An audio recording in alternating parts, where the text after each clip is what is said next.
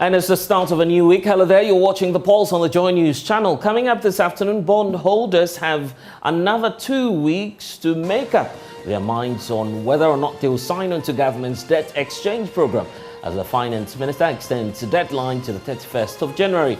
We have details as individual bondholders are pushing for government to exempt their investments from the program and gather more than 100,000 subscription just to pile pressure on government. We'll explain all of that and more to you shortly here on The Pulse. Also, the Public Utilities Regulatory Commission is increasing electricity tariffs by some 29.96% and that of water by 8.3% effective February this year. We have details as well on that memo released by the tariff organization. Also, President Akufo-Addo must outrightly dissolve the board of the National Cathedral of Ghana. The words of North-Tongue Member of Parliament Samuel Okudzeto-Ablakwa, who's this afternoon heading to the Commission on Human Rights and Administrative Justice as he accuses Secretary to the Board of Trustees for the National Cathedral, Reverend Kusi Boateng, of conflict of interest. Don't forget that The Pulse, as always, is brought to you by Global Communities, Digni, Lu, Affordable, Safe Sanitation. I'm Blessed Sogah. Thanks for choosing us. JoyNews is independent, fearless, and credible. Welcome to The Pulse. We're back shortly.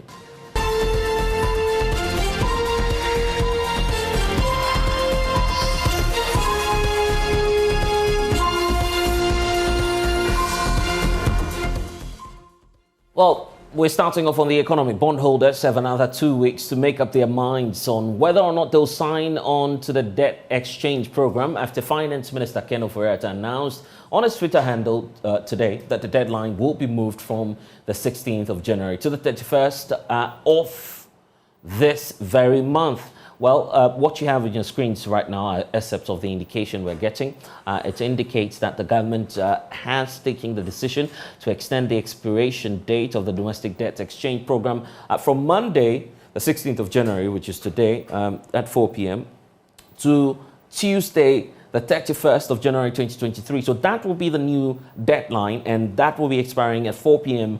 on Tuesday at that time. The government has structured the debt exchange program as a voluntary exercise, as we're getting now from the statement, in order to shield domestic bondholders. The statement continues to indicate that we'll, however, quote, use the spirit to further engage with stakeholders, especially individual bondholders, to mitigate any adverse impacts. And while we all contribute to overcoming our economic challenges, it is important that discussions are ongoing with financial institutions, notably in relation to the forbearance measures, accounting treatment, as well as the structure and parameters of the Ghana Fiscal Financial Stability Fund.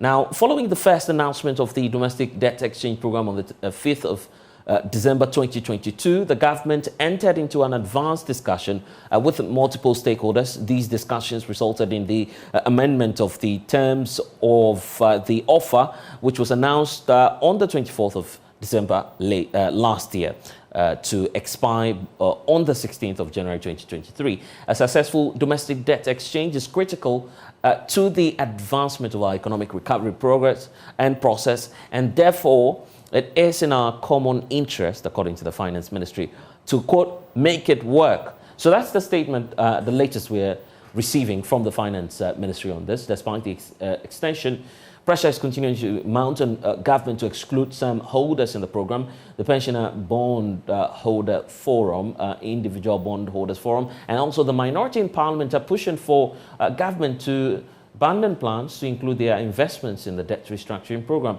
We hear from them shortly. First, a special report by my colleague Jojo Kobna put together, of course, endubbed Bond of Sorrow. It gives a narration and catalogues the harsh realities the program presents to individuals as well as their families. No matter how much money you make, financial advisors will urge you to put your money away for a rainy day. They also advise investing your funds rather than simply keeping them idle in a bank account. To become financially free, they preach that invest in treasury bills, bonds, and properties. That is exactly what Roberta did. After saving and opting for voluntary retirement from her company after working 18 years, she put her savings and benefits into government sovereign bonds. I could have put it in savings, but the savings within the interest rate is nothing to write home about. I knew that it was a government product. I'm not the only one affected. It will surprise you the number of calls I receive in a day. Okay, I have a colleague who has stroke. He is down with stroke. He also took the package because at a point when you are ill, the organization can't take care of you till, you are well. At a point, you will have to go home. You will be on half salary, and then eventually you will go home with nothing. So he had to also opt in for the voluntary exit. As I talk to you now, he can't speak, he can't talk. So it is the wife who, and then another colleague who is managing, so that when he gets the coupon, they take it, buy the drugs and other stuff, and then for their upkeep. So imagine such a person, they don't even know how to relay the information to him. Because you see, it is worrying. And you can't just understand. You can't, I don't know the adjective to use. You can't just believe that something like that will happen. So we are still in, what English word are we still dreaming, or we are still hoping that, we wouldn't be roped in, you see, because it can't be true. We are still in that land that it can't be true, it cannot be true. Then how do we survive? The investment was supposed to put a smile on her face, but it has rather become a source of anxiety in giving her sleepless nights. Finance Minister, there was a communique that was explicit that individual bondholders are exempted from the debt exchange. So at least we knew that we were okay. Only for the holidays, for us to see on social media that individual bondholders have been roped in. When I saw it, I wasn't crying, but tears were all over my face. It started when President Akufo-Addo addressed the nation, assuring investors that there will be no haircuts on investments. There will be no haircuts.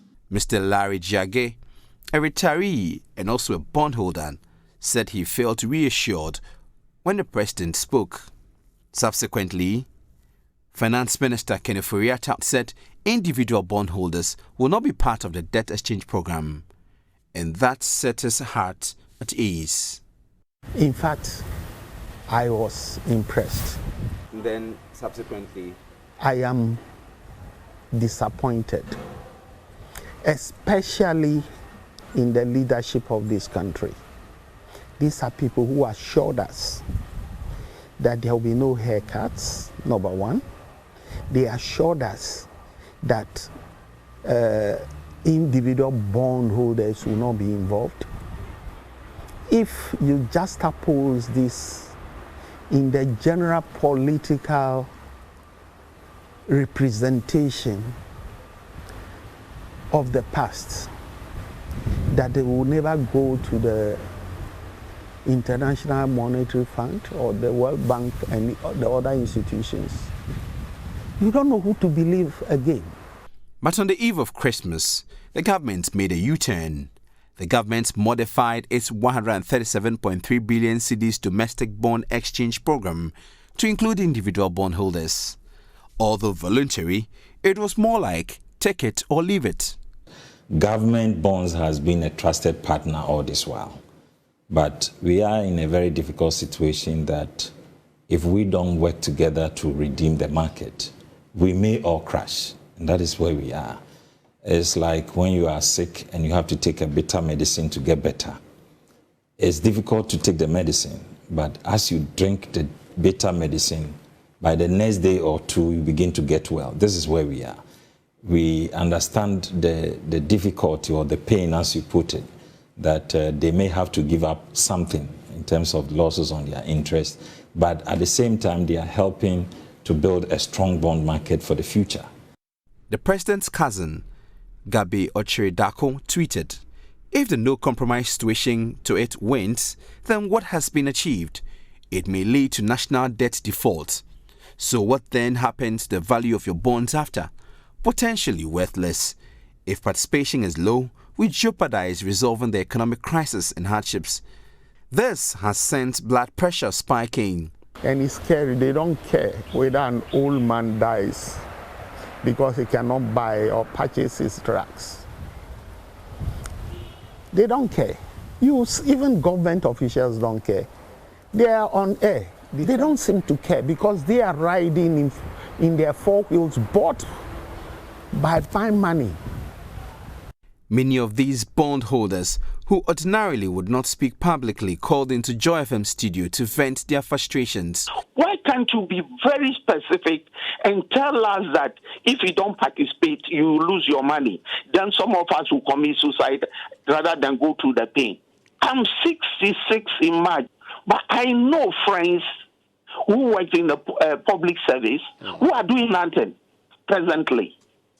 All the investment are out there, and you're telling them without interfacing with them on one-to-one or giving them information that take it or leave it. And we have school fees to pay.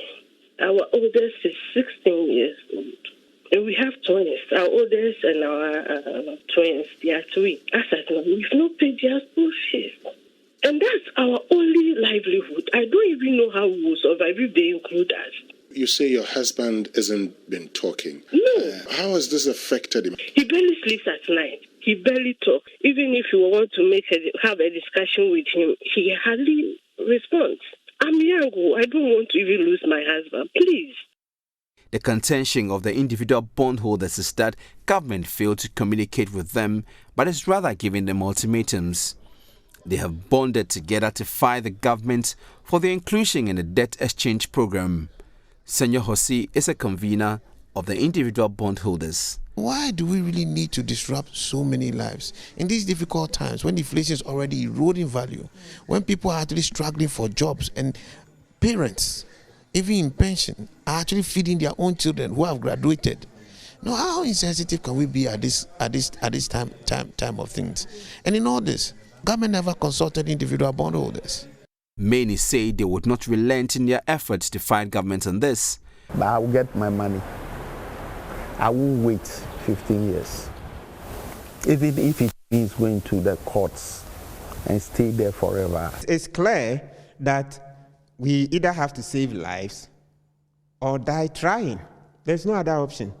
Both the leadership of the majority and minority in Parliament agree with individual bondholders on this.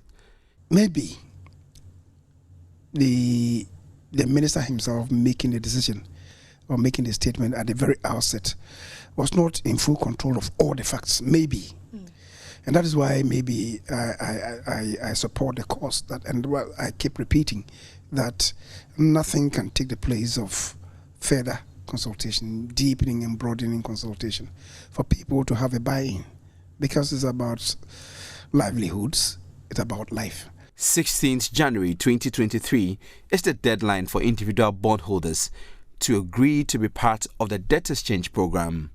With the future uncertain, many individual bondholders are not sitting pretty. Bond investors are brooding over how to get back their money and never ever think of investing in government bonds, because this one has been a bond of sorrow. The consequences of this are going to be dire. You know why? The credibility that has been built in the financial services sector the last 25, 27 years is dead. Go to those selling safes, they will tell you that people are buying safes. No, never. No. What would be your reason? Why should I invest? Because with what is happening, I will never, even with T-bills, I think now what you can do is to put your money or place your money in your room or somewhere. Keep your money in your room and not invest. That would be better. because it looks like there's no safe investment anymore here in Ghana.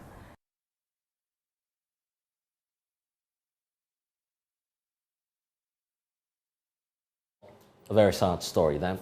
But it's just beginning. The Pensioner Bondholders Forum have been addressing a news conference this afternoon on the matter. They want government to exclude their funds from the program. Dr. Edu is convener of the group. Whether or not the time for the closure of the invitation is ended or is extended, we have said we are not tendering in our bonds. And so, regardless of the fact that it will be ending or it will be extended later on, it's not going to affect it. So they should rest assured that their money and their investments are being protected. We are trying to protect their investment in the government bonds. And we believe that the government would heed to our request and protect these vulnerable group from the hardship that this exchange program would bring to them. We would embark on convergence. We will convene at the Ministry of Finance and try to get the minister to speak with us if we don't get the minister today. Because of the numbers that may go, you need to inform the police. Otherwise, today we're going to go in our numbers, but we would have breached the laws of the land. To further press home our request, about 50 of our members, our members are weak. So we are saying at least 50, those who can walk there will come. To further press home our request, about 50 of our members intend to converge at the premises of the Ministry of Finance on Monday, 23rd of January 2023 at 9 a.m. and demand that the minister holds a meeting with our representatives that day. We will leave the premises of the ministry at 12 p.m., by which time we hope the minister will have held the requested meeting with our representatives. This letter serves as a notification to the police for the intended gathering. We will come there. Those who cannot stand, they will come with their wheelchairs to sit and wait patiently for the minister. Well, there's a lot more is happening in Parliament. The minority is demanding a suspension of the program. They also held a news conference a couple of hours ago. To major issues with the domestic debt exchange program and the reason behind the minority's strong position advocating for its suspension. Implications on the entire financial banking sector. Ghana's financial sector will be severely and adversely impacted by the domestic exchange program. With over 60 billion locked up in government bonds, the non-receipt of any interest this year and paltry sums in subsequent years will prove the undoing of some banks. They simply will not make it.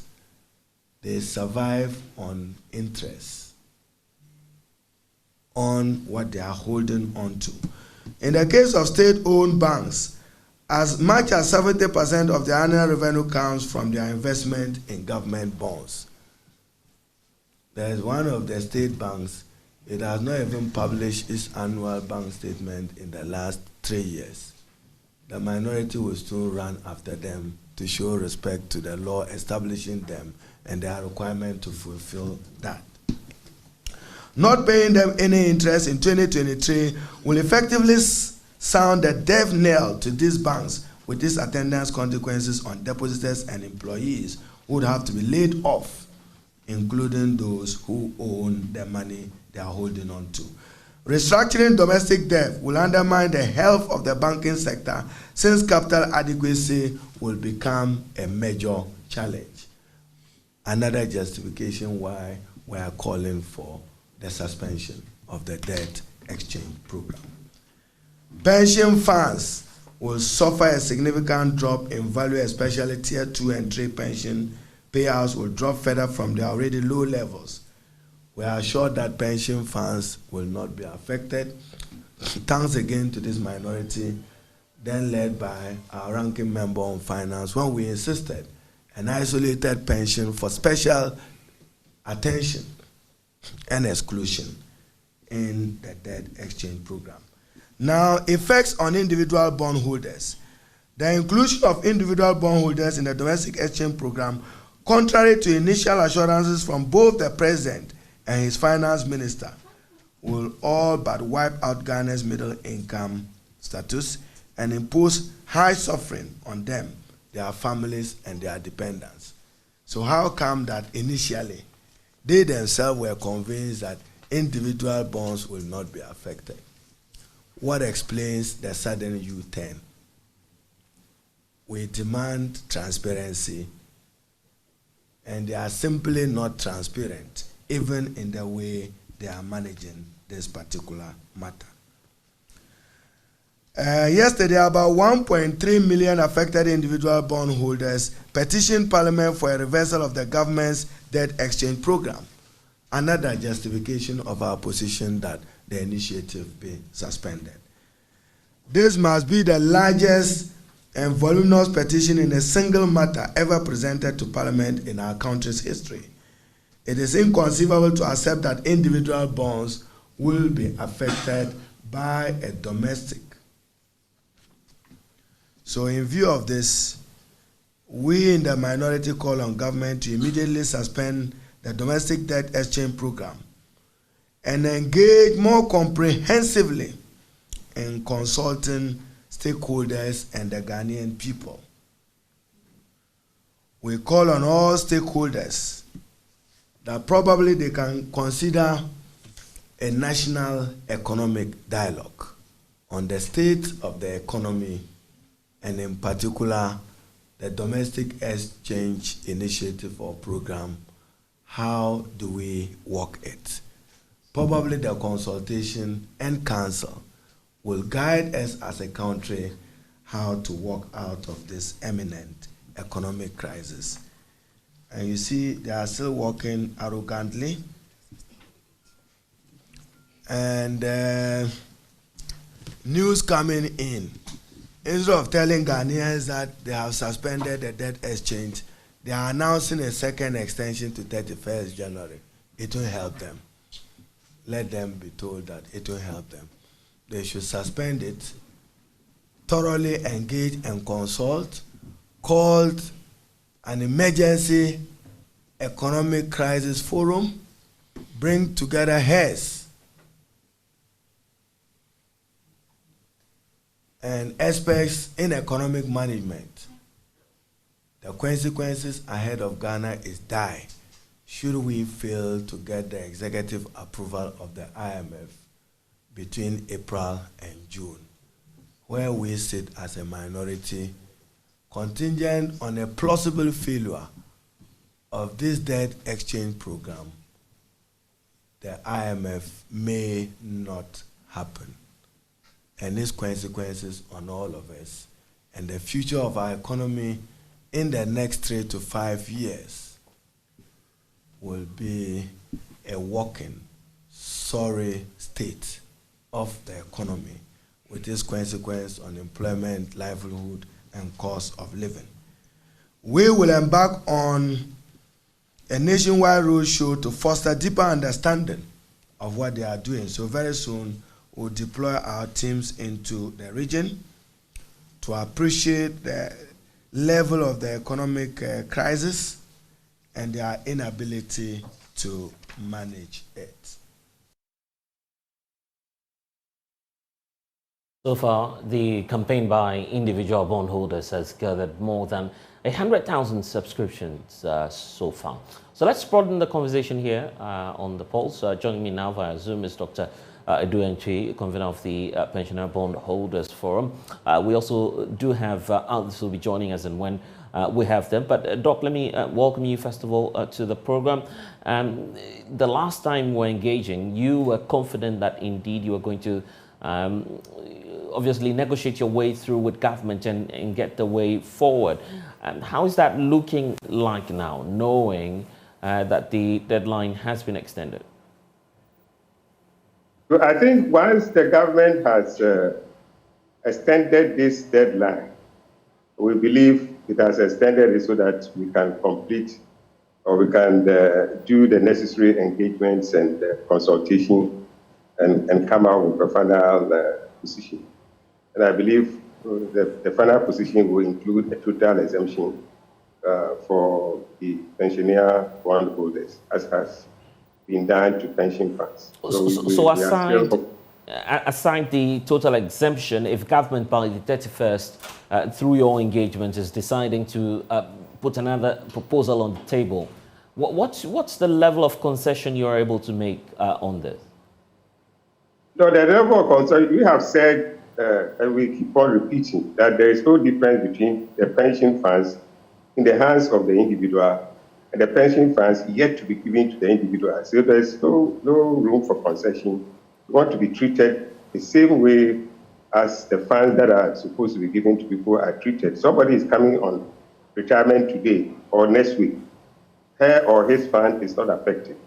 Why would I, who came on retirement last year, invest my funds into a government security and be affected? So we believe that whatever government will come out would include a total exemption for the pensioner bondholders, and regardless of what the government would do or would negotiate with the other bondholders, the institutions, and the individual bondholders. We think that for the pensioners, they are a vulnerable group. We cannot recover. Right. If somebody is 70 years and you are going to put his money there for another 12 years, 15 years, you want him to be 80-something before he gets his final redemption, that is not something that we want to take. So we believe, yes, like government believes, that people on pension should not suffer. People who are coming on pension should not suffer. Then people who are on pension also should not suffer, and that our bonds should be exempted from the exchange program. Doc, just stay on with us for a little while. Joe Jackson is also an economist, is joining the conversation. He'll be providing us with some perspectives to this, but even before I put that question to him, we're just in the last few minutes receiving a statement from the Bankers Association. And Doc, this is a question to you as well. The Bankers Association of Ghana indicating that they're advising you, the individual bondholders, not to sign the debt exchange program. Did you plan this together? No, we don't have anything to do with what the banks are doing. If they had seen that it is not sound to do that under the circumstances and they are advising their clients, they have every right to do that. We just advise individual pensioners. And of course, sometimes your advice will also be taken by others. That look, we have petitioned government to exempt us. So don't submit your bonds. We believe that government will do what we think is needful and exempt us. And they also believe that under the circumstances, it is not the right thing to accept with these conditions. So maybe they also believe that the conditions must be negotiated so that it will always be there that you have to negotiate with your creditors and come to a solution, a conclusion, a point. If you decide not to negotiate, you can't be successful. It is only through negotiation with your creditors that you can manage a successful debt restructuring program. And talk of the signing of the contract. Many did not know what was going to happen today. At least not. We did not see the extension of the deadline coming through.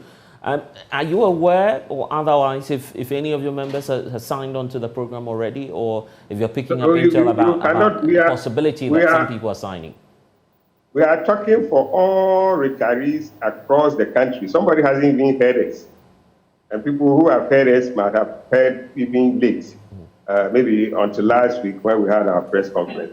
So you cannot say no pensioner has tendered. And again, even people who have heard it, were contemplating doing that because of the issues that people have raised surrounding the bond. That if you don't tender in, you'll be worse off. And you know, a pensioner who is having his money, if somebody say that, well, it is better, half bread is better than none. So tender in and save at least half of your money rather than losing also. When these messages are going around, definitely some pensioners will be tempted to tender in their bonds. But what we are saying is that once government exempt us, even if somebody has tendered in, the thing that the government has to do is to just not accept that tender because it is not an offer. It's an offer that is being made, and it's only when government has accepted it that it becomes a binding contract. So if even pensioners would put in their tender in because of lack of assurances that they will not get their money, they want to save at least half bread is better than none, and they have tendered in. We will still, after we have been able to go through the government, we still would ensure that government rejects all this or all tenders that has been made by retirees. I'm interested in the legal conversation as well. It's been going on for some time now, with lawyer Martin People leading that charge, at least for 250 persons. Are you considering taking that seriously, knowing that government is not backing down? 31st is the deadline, which means that government may or will have to go through or push through this document. We've seen, posts from sources close to government indicating that there will be, quote, a dire consequence for our economy if we do not go ahead with the debt exchange program as it is now. So will you consider that option? Well, the option of going to court is when somebody has breached a contract. And the breaching of the contract will happen when you don't tender in your bonds and your old bond still remains intact, and the maturity period or coupon date comes and the government is unable to pay. Government defaults on the payment of the coupon or the retirement, the face value. Then you have every right to go to court and sue for your money, your interest, or whatever that is to you. But as we say, we are all interested in making sure this exchange program succeeds. The only thing we are saying, and when I say that, where the channel you have used going forward will not lead you to a successful end. So take another route, come back and take another route, which will lead you to a successful end. This is exactly what I'm saying, that the route that we have taken would not lead the country to a successful bond debt negotiation, restructuring. So now that the government has extended this period, and I saw a small note from the minister, which say as a result of what individual bondholders and others are saying, if they think that there should be some thorough or some further negotiation, that is how we can resolve this matter. Once it is negotiated, individual bondholders, institutional bondholders, all bondholders would come together and say, yes, this is what we want to do to help our government succeed, help the nation succeed. We are in this country and we don't want this country to fail, to become a failed nation. We want to survive. But we need to structure certain things so that the individual has some things that he has given away. Government also has something that it has given away. And together, we move this exchange program forward and have a successful program. I was just picking some of the notes from the address you gave a while ago at the press conference, indicating clearly that there are a raft of activities or actions that you intend to undertake to mount more pressure on government. And this time around, you're also involving Parliament. What's the next line of action for you as pensioners? Well, after the press conference, we said it there that we will be trying to see if we can get a minister. A representative of the forum went to the minister's office. We didn't have him to have a meeting with us, but somebody was sent to meet with us, and we even have to give him another copy of the petition for the president, the officer, to follow up and give me a call as to what they have done so far. But the indication we had was that it's been handled, but we are still waiting to hear what has been done. So do you get a sense that the finance ministry is not willing to engage you on this? Well, maybe is that the volume of pressure and work on the minister now. I agree. That's why in our first letter we recognize that we know he has a heavy responsibility now, especially in the midst of these issues. So that might not be able to grant us a hearing, but we were trying and praying that he got us some time for hearing before the end of the period for the invitation. Maybe the minister also would think that now that he's going to extend it, that at least our first demand that he meets before the end of the invitation period, he still have some time because the invitation period has been extended, and he can make time to meet us whilst the offer is still, the invitation is still open. So let's keep all hopes that we will finally meet the minister. Yeah. Even if we don't meet, sometimes we take it that if your request is being handled and nobody is meeting you, but it's being handled, then you have no problem waiting to receive a positive feedback. I guess hope is all you can have for now. Let's see if the Finance Ministry will indeed engage you, Dr. Aduentwi. Thank you so much for joining us here on The Pulse. The minority earlier holding a press conference indicating that there are dire economic consequences for us if this debt exchange program is not handled carefully. Fortunately, we're joined in studio now by a ranking member on the Finance Committee, Dr. Kaysel Atofosun. Thank you for joining us on The Pulse. Happy New Year. Happy New Year. We're not starting the year on a good note. Obviously, this is where we are.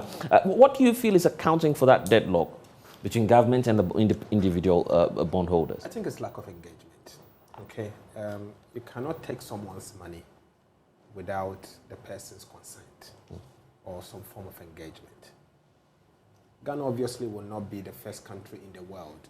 Ghana will not be the first country in the world ever to have restructured its domestic debt.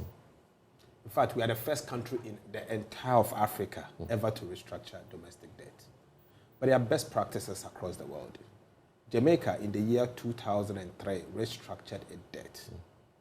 In the year 2003, it was regarded as the best practice because of the level of engagement that it went in for public buy-in, understanding the problem the nation had, and for the public to understand that there was the need for people to sacrifice. So people sacrificed.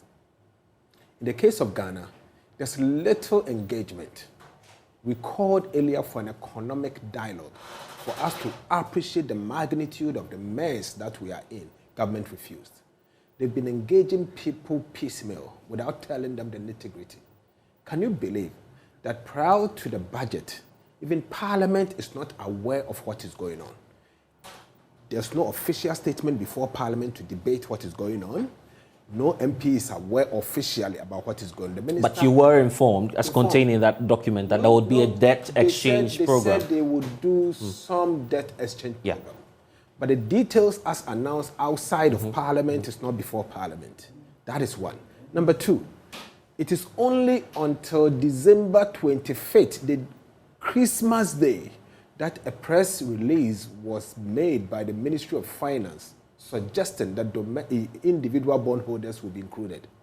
No engagement, no consultation, but you are taking somebody's money from his pocket. These things will happen. So you see, that is why we are saying that they should suspend the entire debt exchange program and rather go back to the nitty-gritty, the basics. Do engagement. Let us all be part of it. Political parties, civil society, academia, let's all go to the table, understand the magnitude of the problem, and then we can design a structure that will solve There are some who disagree with you. He may not be a government official, but there's someone really close to the corridors of power. I'm talking about Gabi Asare-Chudako. He's posted on Twitter indicating that the alternative is dire if we don't progress with this debt exchange program. After all, your bonds will be, quote, worthless. That's how he describes them right now. The alternative is certainly dire because they have created a cancer.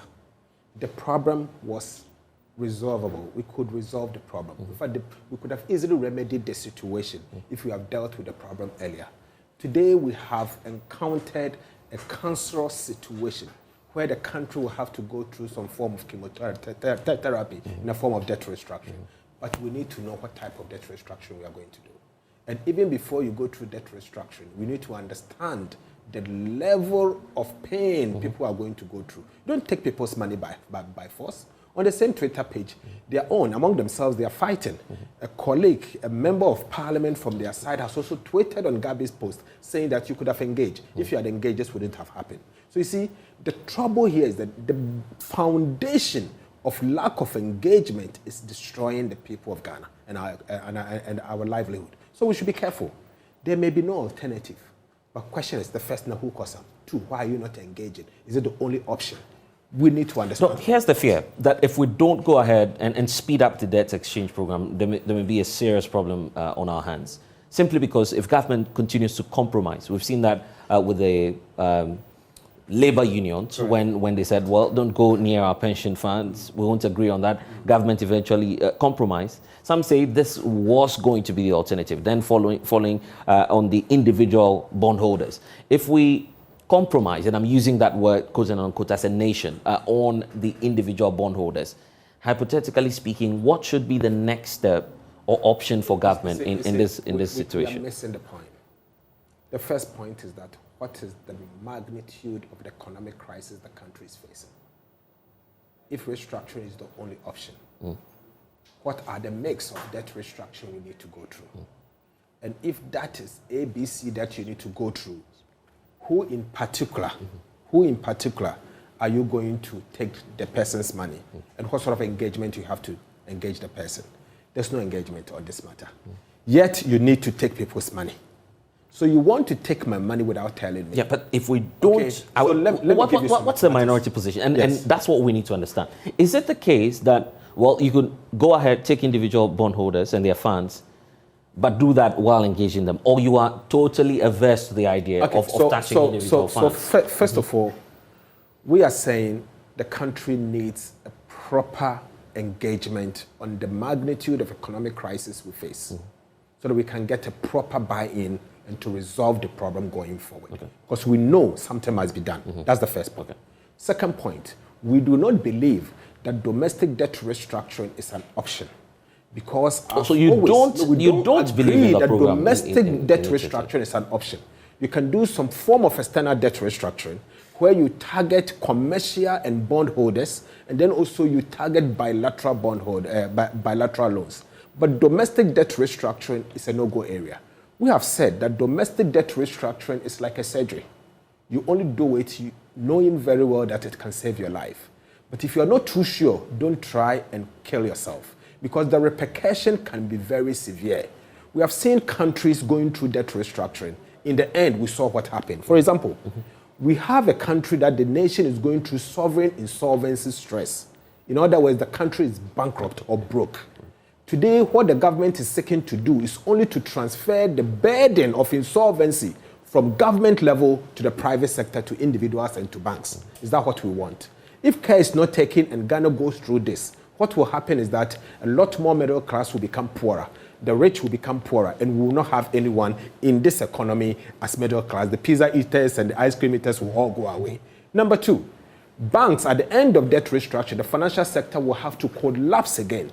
I'm already seeing about 5 banks already going to shake because of what is going to happen to them if we allow it to go. So do we really want to transfer the burden where the state is insolvent to the private sector, and what will be the repercussion going forward? So we need to design it carefully, and that is why we are saying that it is for you and I to sit down and jaw for us to find a proper mix to resolve. As for that consultation, so I guess we are over it. Government has made it clear that they would not engage. I mean, we've heard this over and over. If you don't engage, you can't take people's money but beyond that, you know the nuances of the economy. You understand the figures, and I mean, what's happening to our economy now. It's not as though you're simply a politician. You understand what's going on. What is going on. If you were to be a financial advisor to an individual bondholder, in this case, you are faced with the option of opting for government's debt exchange program, which will eventually bring back your returns, but not immediately.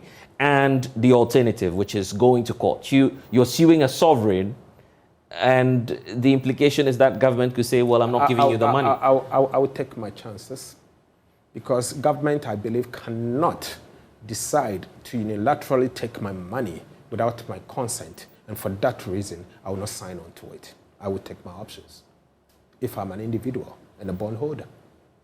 Some say you're doing this as the minority simply because you have a political advantage in this. No. You see, Ghana will be the first country on record since Adam to have ever restructured its domestic debt without consultation. It will fail. The reason why we keep changing the goalpost in terms of the dates is because the fundamentals are not in place. We have not engaged. Engage first. Get people's buy-in. Let them be aware that there will be the need for them to sacrifice something or to contribute to the problem.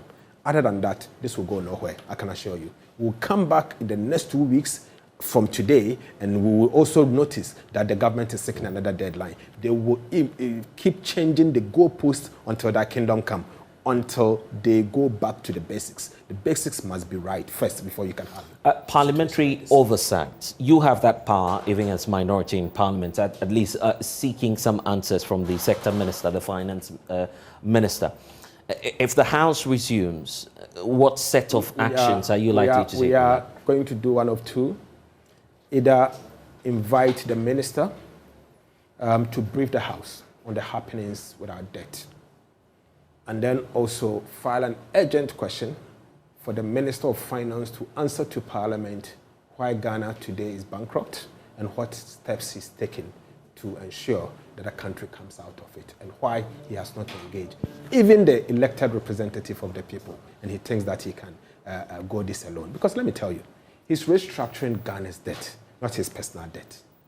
It calls on the people of Ghana to have a proper buy-in on how to restructure our debt and to find out who is bearing the burden. Today, he pick and choose.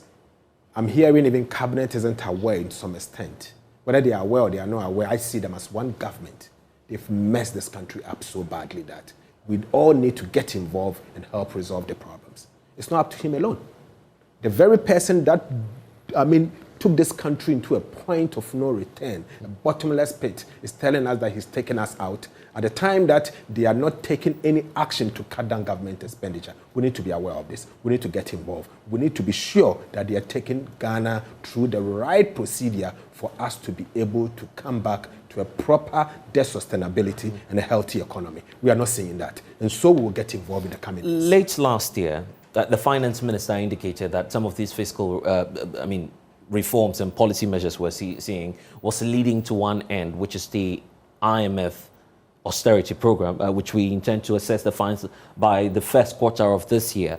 Looking at what's happening now, what's your outlook in terms of assessing the program? The IMF program, or in the terms of the budget? Well, the program itself, okay, because that's our target. The program itself is at risk because Ghana will need to give sufficient assurances to the IMF. And the key word is sufficient assurances to the IMF that they have taken steps, or we have taken steps to bring the country back to debt sustainability. Where are the sufficient steps? They have not. We are nowhere near the sufficient steps. Today, we have announced debt restructuring, domestic debt restructuring. We have also announced that we will not be able to pay interest or coupons on Eurobonds, as well as bilateral debt. But you need to go the next step of negotiating and getting sufficient assurances that the negotiation is going well, and obviously you will achieve results in a couple of months. But what are we seeing?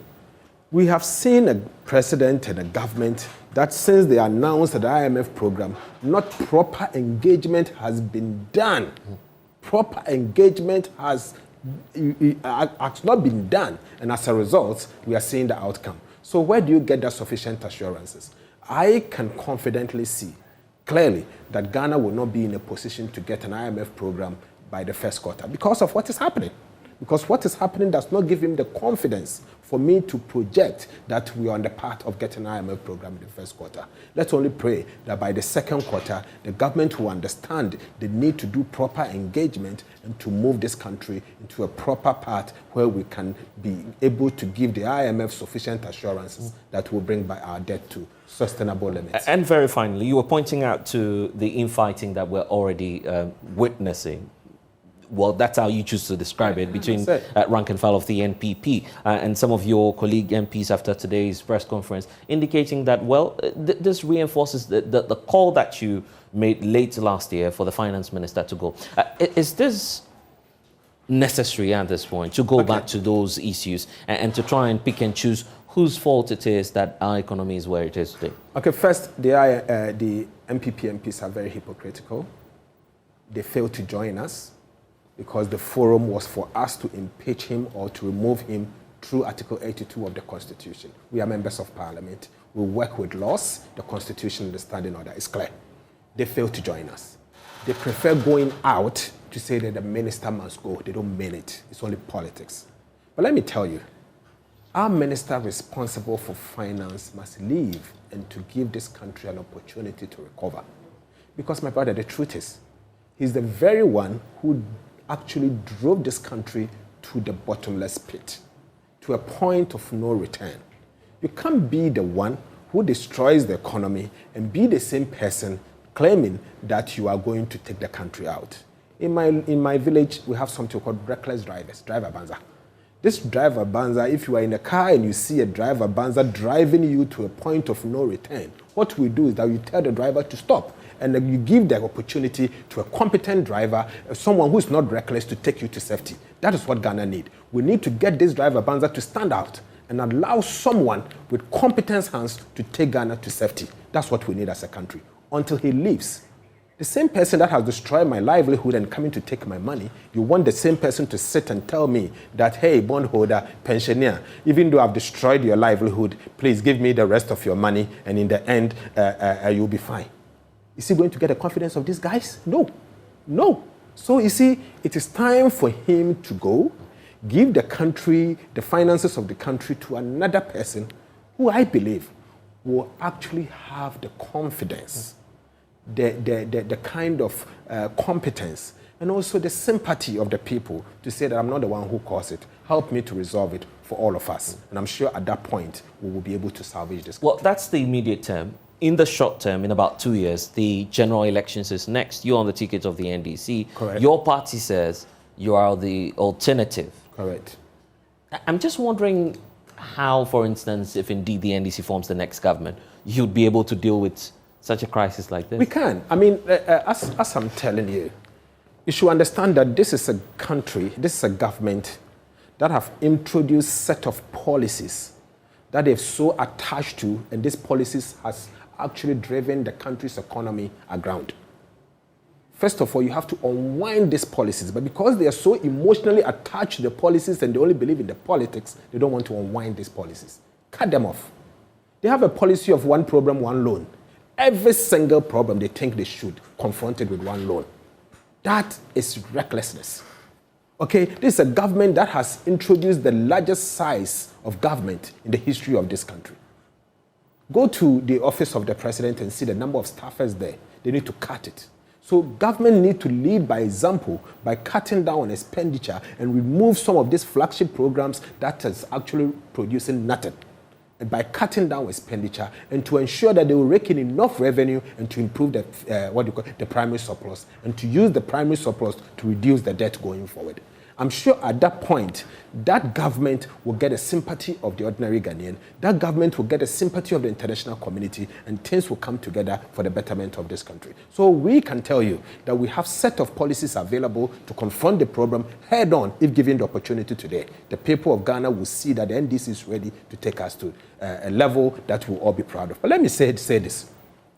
Never in our history has any government seen this kind of recklessness. Ghana has never seen any form of recklessness in this magnitude. Yes, every government comes with some problems, scandal left and right. But this kind of mismanagement has never been seen in the history of this country before. Yet the people in office are not remorseful. They are not remorseful. They think it's business as usual. And they've done well, and so they can only go on. All what they do is to quote Bible quotations. But you see, Bible quotations will not fix the economy. It's what you do. Policies is what will fix the economies, and they have to do that. Well, I'm grateful for your time, and thanks for joining us here on The Pulse. That's Dr. Kesela Tuforsen, Ranking Member on Parliament's Finance Committee. You're watching The Pulse on the JoyNews channel. When we return, we'll talk about some other issues, including the National Cathedral. It's all coming up. Please stay.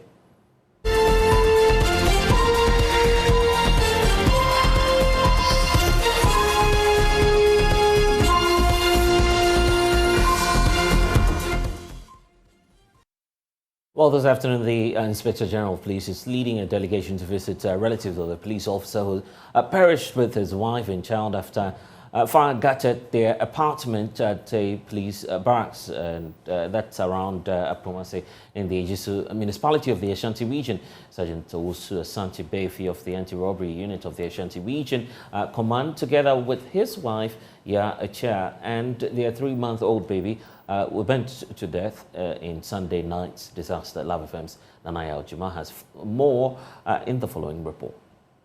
The barracks has 3 separate units of 3-story buildings on a piece of land. Each of them have separate apartments housing the officers. The entire top floor of one of the buildings was completely destroyed by the fire. Sergeant Owusu Asante Befi is believed to be in his mid-30s. He lived with his wife and daughter on the 2nd floor of one of the buildings, which was completely destroyed by the fire.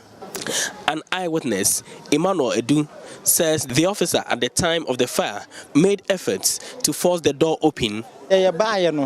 Na enipa nhyede ni hanso ne nwusie ne wa ha ama nchense ne so nyina ye eja nko anti ya forosoro senke ye be forso se be save no so e forosoro na obodan nim se wosre ye mo na ye mo so ye hwese de na ntutuo ni si ba na ye ntimi ene ye si form titama afayafo ne beduru ye ne de na ye se bibia se ye wi. Other officers were also there to rescue the victim but were unsuccessful. Police for na kwan nim no kan kule nyina no mahulasi o obi akurakura ni to mema pa so no said omo esibai no owo kurade enkwantimi nya hwe omo bae no eyade se komutimi ebeje omu nwane de a komo forso ya so omo beje no omo forosoro omo ko hu omu nwane omu yi no obi oba bia nu osu bi oba bia nu osu tese wo hwe omo anim kula na hu se awreho. Fire officers intervened to prevent the fire from spreading to the other rooms. Ernest Akumia is assembly member for Apromase Asanwase electoral area. The fire service was just so mobile.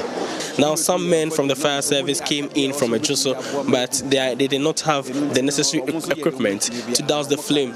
They had to call in another tender. Successfully, when that tender came in, they were able to douse the flame, but it was too late for the couple and their 4-month-old. It is unclear what caused the fire, but the Ghana National Fire Service has started investigations. We had the distress call around 12:50. We quickly have to dispatch our men to the scene. As soon as they arrived, they realized the fire was well developed, was well alight. So they quickly have to call for assistance. So the fire tender was also dispatched to complement their efforts. And they managed, and gradually they were able to put the fire out. In the process, they realized 3 people had perished, a man, a wife, and a child. And it's all because the fire was well developed before they were realized there was a fire incident in their building. And you know smoke, when you inhale smoke a lot, before you realize it puts you down. And that's exactly what happened, and they were bent down. It's unfortunate, but that is it. In view of that, I'll encourage the indulgence of the public to install smoke detectors in their rooms. Smoke detectors. When you are asleep and there's any fire outbreak and the smoke detector picks the smoke, it will sound the alarm for you to wake up and for you to escape. The fire started around the hall, but we are yet to conclude on what actually caused the fire. Love News has gathered that the bodies were conveyed to the morgue by the police. For JoyNews, Nanaya Ojima, Kumasi. Okay, let's get more from Nanaya Ojima now, who's joining us via Zoom. Nanaya, what more do we know? The IGP will be there. Who else is visiting the family? So earlier, the IGP, Mr. Dampare, George Akufu Dampare, was also at the barracks to interact with some of the officers who were still in the house, especially those who were affected by the incident. So all the personnel had to meet the Inspector General of Police at the barracks, and according to the Inspector General of Police, they will do everything possible to ensure that they relocate all of the police personnel within the building and their families. So all three buildings within the compound that house about 45 police officers and also their families will be relocated from this environment and sent to a new place immediately for investigation to commence, and also structural integrity will be conducted on all three buildings to ensure that they are safe for habitation by these police officers. Let's listen to Mr. Dampare. We don't want to take any chance. So I have instructed that all the other blocks not affected, we are going to have to evacuate all of you and give you a decent place nearby, so that especially now that schools are reopened, the case also will not be disadvantaged.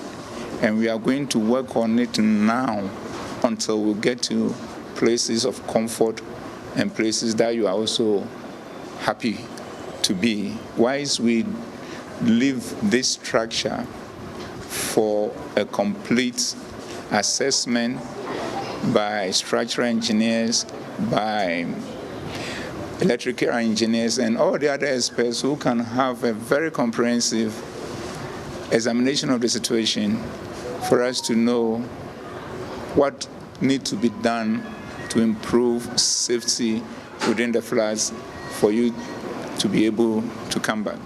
We are not going to compromise on the life of anyone living in this building.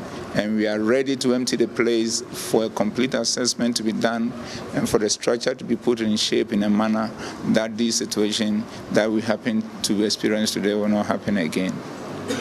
Aside that, after relocation, as I speak, a team of clinical psychologists are on their way to you, and they will be with you as long as it takes for you to be able to be taken through counseling in a manner that will help you and help us also to recover quickly from this situation. We are also very concerned about the fact that life has to be lived with necessities. And those necessities, I know most of you have lost all of them. We'll work with Mr. President with assurance he has given us for us to see how quickly we can get things replaced, all the things we've lost as a result of the fire replaced, so that you come to some level of normalcy in your life, so that the pain and the anguish diminishing it will be faster than if you have not gotten any of such help. Well, that's the IGP there, and we'll definitely be monitoring that evacuation exercise. We'll bring you updates as and when we have them. For now, President Akufo-Addo must outrightly dissolve the board of the National Cathedral of Ghana. That's the demand from North Tongue Member of Parliament Samuel Okudzeto-Ablakwa, who's this afternoon heading to the Commission on Human Rights and Administrative Justice, accusing Secretary to the Board of Trustees for the National Cathedral, Reverend Kusi Boateng, of conflict of interest. Samuel Okudzeto-Ablakwa alleges that the Reverend Kusi Boateng allegedly used a pseudonym to set up an organization which he awarded contracts to amounting to over 2.6 million cedis. While the Secretariat of the Cathedral and the officials there have been responding to the allegations of Samuel Okudzeto-Ablakwa. I want to bring in now Richard Kojo-Nyarko, who has been going through details of that statement released by the National Cathedral Secretariat. Richard, let's start off on the claims that this very reverend is holding two identities. What's the statement saying about that? So, Blessed, the statement says that following the January 7 memo refutation of false claims made against the National Cathedral the attention of the National Cathedral Secretariat has been drawn to yet another false accusation, and this time, and using information from the same documentation submitted by the Secretariat to Parliament on December 15, 2022. And the National Cathedral is said to have made illegal payment totaling 2.6 million to a company called JNS. They continue that as a normal verification, they expected that a member of Parliament would have, the revelation would have been that this is not an illegal payment, but rather a refund of a short-term interest loan fee made by JNS to top up the payment to the contractors of the National Cathedral. This support, they say, was sought from the National Cathedral trustee member, Reverend Kusibuafo, in a letter dated August 26, 2021, due to a delay in the receipt of funds to pay the contractors on time. And they make the third point that the 2.6 million Ghana cedis was paid from the JNS account to the National Cathedral account on August 27, 2021, following a request from Reverend Kusibuafo to his bankers, ADB. The fourth point they make is that the 2.6 million was refunded by Reverend Kusibuafo and JNS by the National Cathedral on September 8, 2021. So they state categorically that the payment is not illegal, as they continue to say that a project like this will attract mixed reactions. Some will express discontent, malcontent, and the others. And so they have room for some of these things. However, they say they do not expect that the basic values of verification, particularly by members of Parliament, would be followed. And so the board and the management of the National Cathedral project, they say they remain focused and committed to the completion of the National Cathedral, and they will continue to do so with diligence, integrity, excellence, and accountability. So that is the statement from the National Cathedral Secretariat signed by the Executive Director, Dr. Paul Opoku-Mensah. Okay, but there's an individual at the center of this, Reverend Kusi Boateng, who we know is the secretary to the Board of Trustees. Any comments from him? Because this appears to be the Secretariat responding to how some amount of monies were paid to JNS, but the MP is claiming that the Secretary to the Board of Trustees equally holds an interest in this company. Any comments from the clergyman? Well, so the clergyman has not made any comment to the allegations that have been put out by Mr. Okujetu Abloka, except to say that the lawyers are preparing to release a statement on that. We are yet to have a statement on this particular issue. And the MP himself is threatening a number of actions. He says that he'll be taking this matter up and not just making the allegations. Run us through some of the activities he intends to carry out as part of mounting pressure on the government and by extension managers of the cathedral to account. So, Blessed, there are two main issues. One is purely criminal, and he intends to report the matter to the police. So the police will take over that particular part. The second one is civil, and that is where they will be heading to the Commission on Human Rights and Administrative Justice under Article 218 of the 1992 Constitution. And so he intends petitioning Shraj. As of the time I got in touch with him, he was on his way going to the Shraj office to petition. So we do not know what really has happened, whether he's been able to successfully petition Shraj or not. And so we'll be following up on that. And beyond that as well, he is indicating that some demands ought to be met by the president. What's paramount to the MP? Well, so he makes several allegations, and so he expects that the president will dissolve the board of the National Cathedral. In fact, he says that, well, it is not a matter that he does not support the building of the cathedral, but the way and manner in which all of these things have happened. I mean, he says that it leaves much to be desired, and so that is why he's calling on for the intervention of the president to act in this matter. Richard Kujinyako there with the latest from management of the National Cathedral. Well, just like humans, the road also goes through depression when they can no longer withstand the pressure exerted on them. That is the situation on Ghana's longest highway from Accra to Bolgatanga, passing through 8 regions, covering a distance of over 750 kilometers. Drivers are alarmed about the increasing defects on that highway, which they say has exposed commuters to accidents, and want authorities to act now. My colleague Samuel Mbura has more in this report titled depressions on the highway.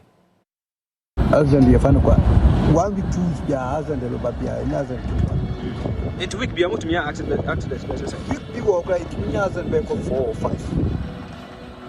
Many portions of Ghana's roads are divided into two mountains with valleys in between. Without caution, drivers are rudely surprised by the sudden slumping of their vehicles into this depression.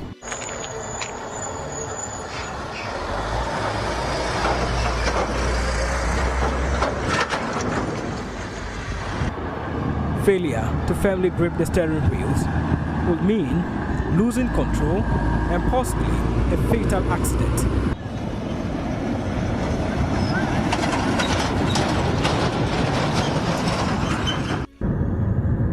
From the 824 kilometers highways of Accra to Bolgatanga, I observed that the roads have suffered severe depressions, exposing users to greater risk of accidents. But what has accounted for these defects on the road? Civil engineer and roads construction consultant, Engineer Abdullah Mahama, explains why. Depression in road is like having an uneven settlement, like a road that is supposed to go for, let's say, a certain level, suddenly sees a drop in the level. This comes about as a result of several factors. One, it may be as a result of unsuitable material. In this case, maybe a made-up soil or a material whose properties are less than what is needed. Regardless of the deadly nature, there are no notices to drivers about these depressions for incoming vehicles to take note and reduce speed. It can only take regular drivers who have memorized portions of the road with depressions and slow down, lest they abruptly fall into the sunken parts of the road. On the Kintampo-Techiman Highway, for instance, I chanced on a Kia truck being towed away after it lost control and hit some electrical poles on the shoulders of the road.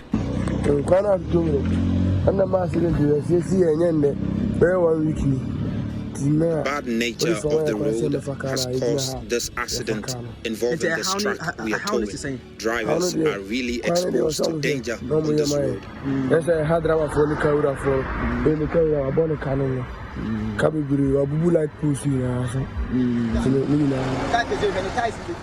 Kofi Ken says he has been driving for over 25 years, applies the Kintampo-Tachiman stretch on a daily basis. He is worried about the dangers drivers are exposed to because of the poor nature of the road. Ken wants authorities to quickly address the death trap. Find out to tell me to make accident. And so do not want to go. Also, Niama, it me balance my head with me to form. Panoswa balance to do Amona Canus, those drivers who are not regular on this road, they easily bump into the sunken parts of the road, which sometimes lead to fatal accidents. It's a situation that really needs to be fixed.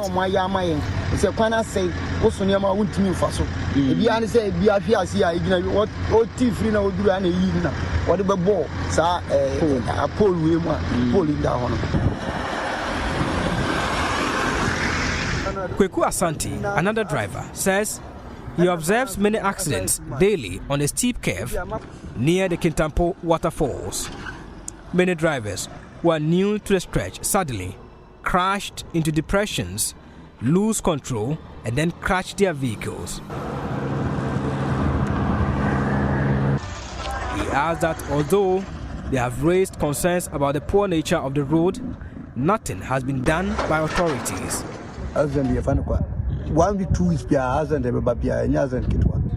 The depression is dangerous to we the drivers. It can cause accidents because you can easily lose control. Taxi, trailers,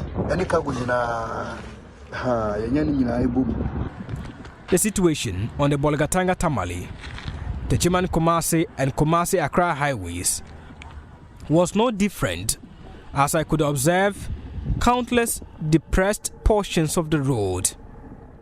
If immediate steps are not taken to correct the defects on this highway, many Ghanaians will continue to die because of the poor nature of the roads. This calls for urgent action from all mandated institutions such as Ghana Highways Authority, National Road Safety Authority, Motor Traffic and Transport Department of the Ghana Police Service and other relevant authorities to get to work. Samuel Mbura, Joy News.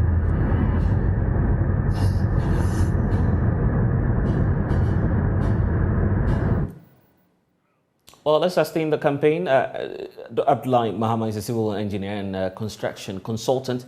He's joining us via Zoom. Director General of the National Road Safety Authority, David Adonting, and Cecil Bodai speaks for the Ghana Highway Authority. They are all on, joining us on this conversation.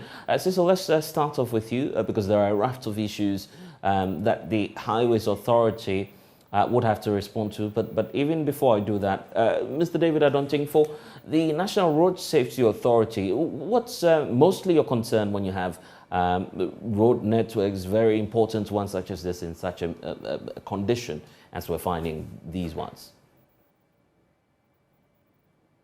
Afternoon to you and then to cherished listeners. Indeed, as we are all aware, if you talk about road safety, then we are talking about the road. Indeed, without the road, there wouldn't be a road safety.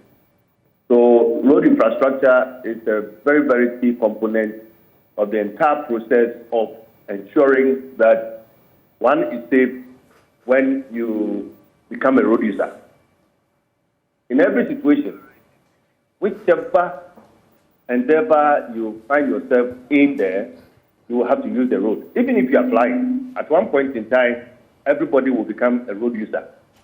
Now, the road, the nature of it is said that it is designed by the engineers.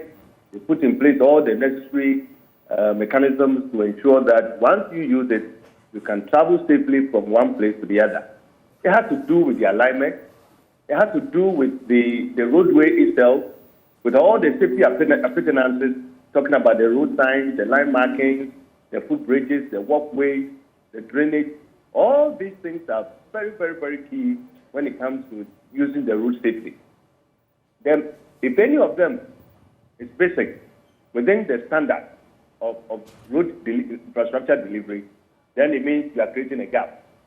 What it means is that the road must be well designed. You must see far. You must get into curves and be able to maneuver to safety.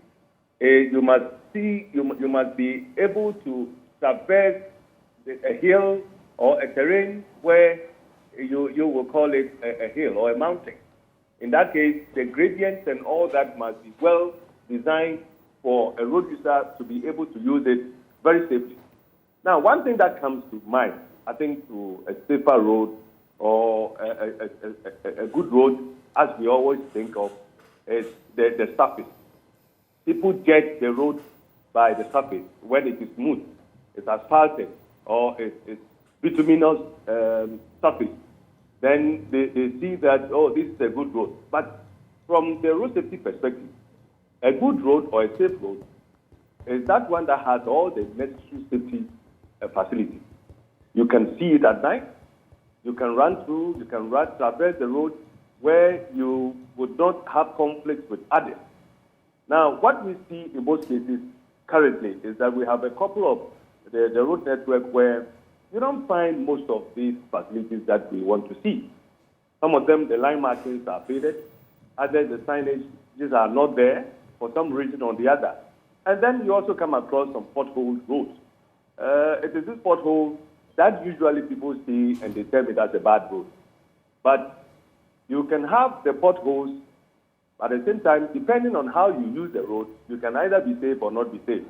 But indeed, roads that are potholes cannot be said to be very good roads. So it has so many safety implications.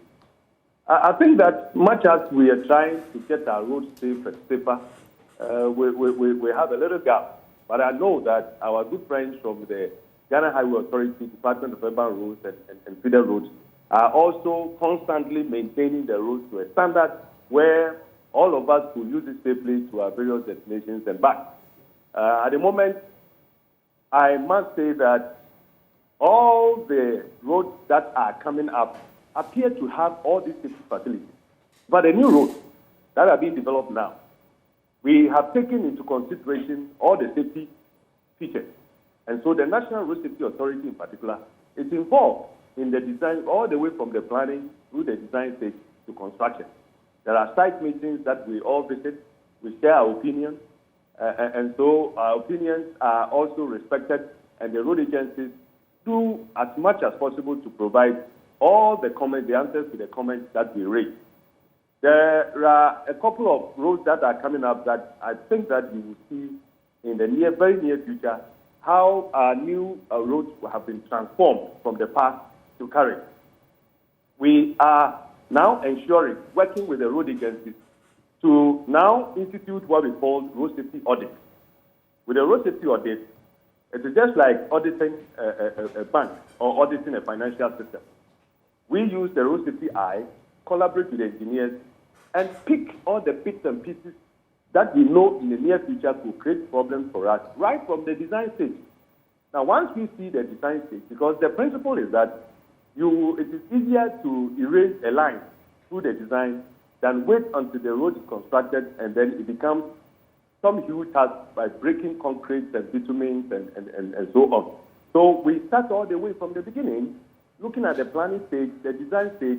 We share opinions and ideas as regards the use of the road, the width, all the facilities, the use by pedestrians, intersections, footbridges, and all these things are now considered as part of the design of the road. And so we are constantly engaging the engineers, and I think that moving forward, we may see better roads in the country than perhaps we see in the past. We saw in the past and we see now. Engineer Adontin, thank you for joining us here on the Pulse. Let me bring in Engineer Mahama. So you've heard the Acting Director General of the National Road Safety Authority. I'm just wondering what's going through your mind now, having watched the report and how continuously drivers are complaining about the state of that network. I'm sure you've even used it before, correct? Yeah, good afternoon. I can hardly hear. If you can raise the voice. I was just, finding out from you if you've used this stretch, the Accra-Bolga stretch before, the incessant complaints we're seeing now, and from your point of view, what we could be doing to make it much more safer for commuters.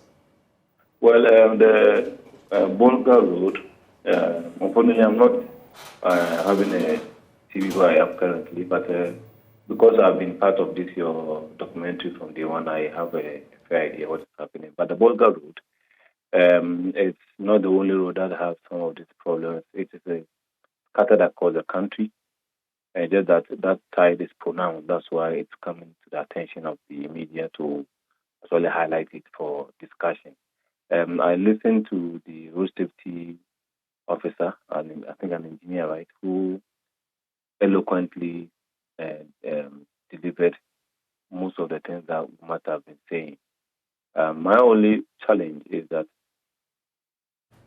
it's becoming a problem from the inception stages of our construction, where because of the cost involved in relocating or providing service ducts on our roads, we shy away from that when we agree some of the construction. However, the major constructions like the one that have been actively involved, like the Cathedral Road, for instance, Ayemensa Street, we provided a duct almost every kilometer of the road to make do with those who will be the service providers who will be running their cables across the road underground.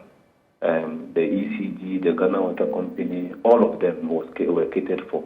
That is the reason why you don't see anybody cutting across the road. Now, when you are just driving in Accra, just around the Elwak Stadium to the Cantonment Post Office, the road that leads to that school, international school, I've forgotten the name of that school, on the straight there from when I come from Aviation towards the American Embassy Road, you would see that there's depression in the middle there, just after the traffic light, which was, I think, it's less than a year ago. The road was just constructed based on 3 years ago. There's this huge depression.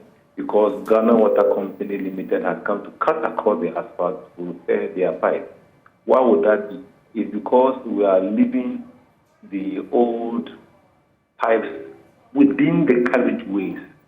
And when these pipes go bad, because they ought to or they need to service their customers, they will definitely cut across this road. And because the technique involved in repairing roads when after cutting is not actually something that's available to these service providers, they just do their backfilling, and those are the areas where we see higher depression. In fact, when you're on the Dodowa to Somanya Road, there's this depression around a culvert. I am told when I used it the last 4 years, in fact it's still there, it's not been repaired anyway, that at both approaches of the culvert, because the compaction was not satisfactorily done, a lot more people lose their lives because of the bump that they go through and how the car flies into the atmosphere to hit all the mango trees along those stretches. So the engineers, we are trying, but it is very important that at the initial design stages,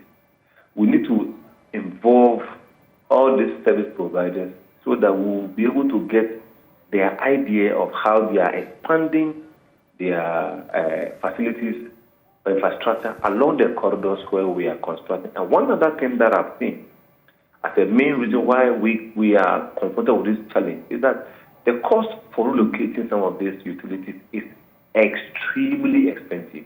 You might be doing $100 million project, and sometimes you may have to spend over $15 million for relocation only. So if the laws are explicit, if the roads are also completed and then these service providers are going to do their expansion, it's only proper that they fall onto the Ghana Highway Authority, the Department of Urban, to see the right of way. Once the right of way is actually articulated or established, they will now go beyond or the outskirts of the right of way to do their labor, their cabling. Otherwise, anytime government intends to do renovation or reconstruction of this road and they need to expand the road, they are confronted with this challenge, and it's a hindrance to the elongation or the length that government would have otherwise constructed if this is actually not taken out of the road carriageway. Now, one typical example is on the Insawam Ibri stretch. The first 3 kilometers on that Insawam Ibri to Hospital Road is gone bad. Why? Because of the old asbestos pipes which are found within the carriageway across and along. In fact, at the time of the construction, I actually inquired from the contractor and the consultant why they didn't make provision for those facilities to have been relocated.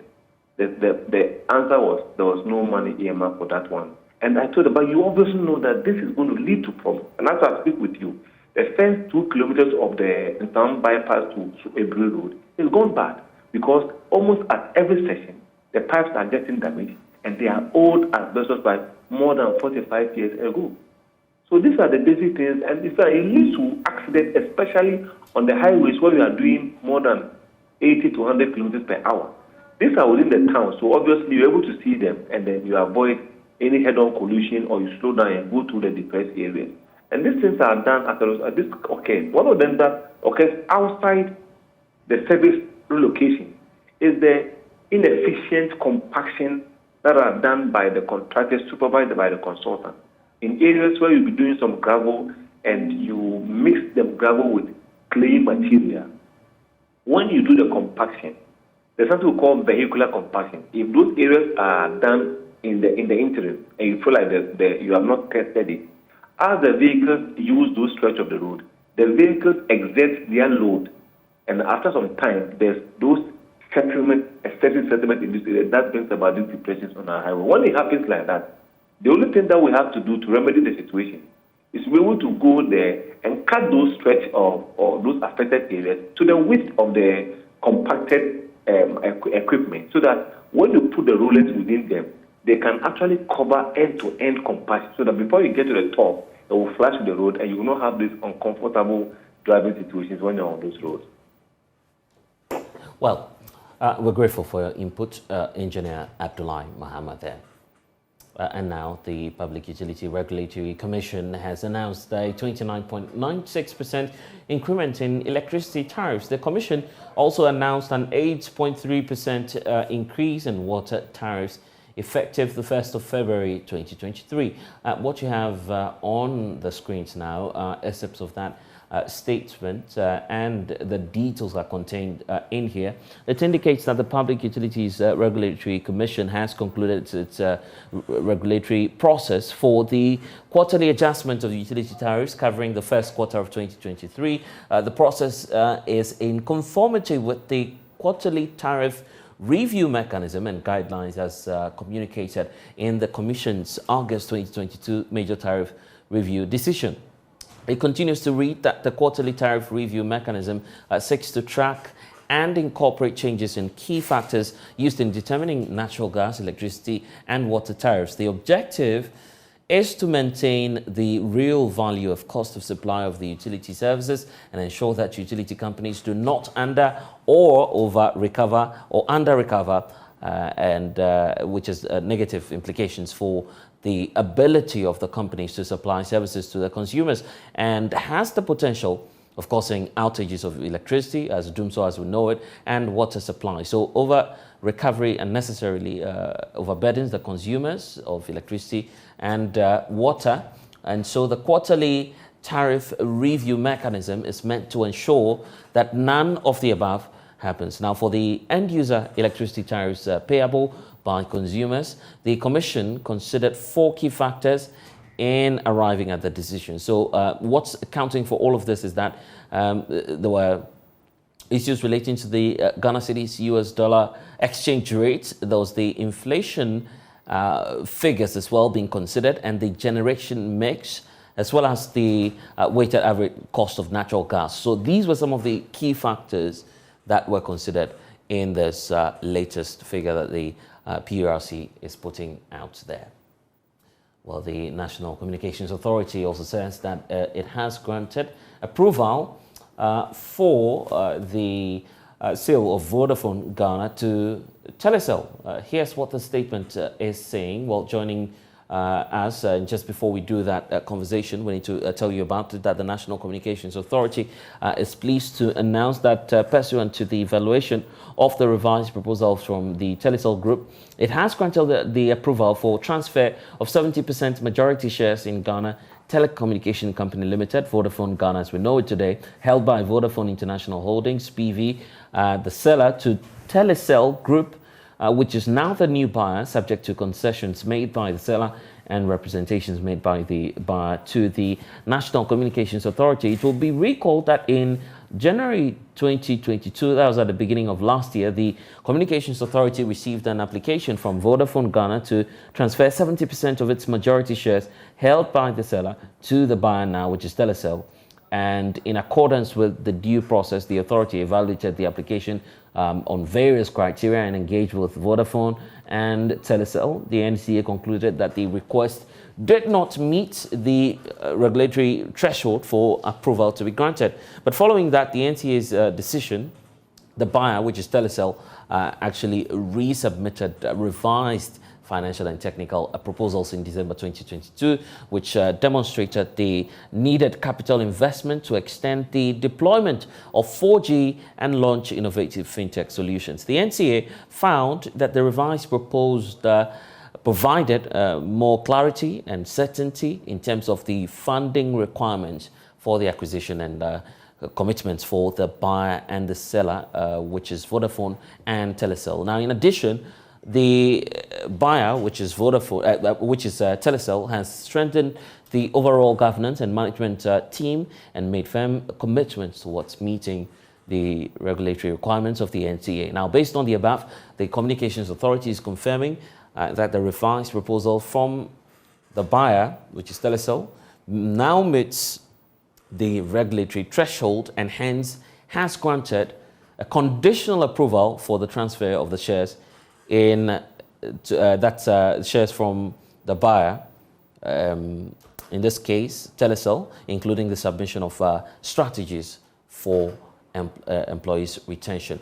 And there's a lot more contained in that statement. Let's bring in now Nana Dufie, who's the head of Consumer and Corporate Affairs at the National Communications Authority. Nana, welcome to the polls. I'm just wondering what went into this decision to approve the sale of Vodafone to Telecel.